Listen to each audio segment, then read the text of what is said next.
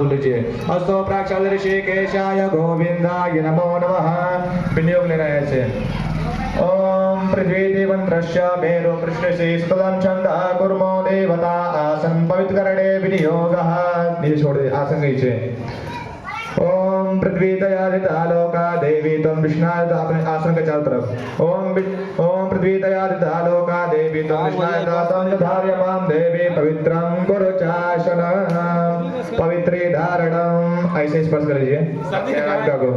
ओम पवित्रेस्तो वैष्णव्यो शपितृभः प्रशभ उद्गोनामि चितरेण पवित्रेण शोडस्य रश्मिभिः तस्य ते पवित्र पदे पवित्र पोतस्य जलगामः पुने तक्षके अम्मा स्वस्ति तिलक धारणम्।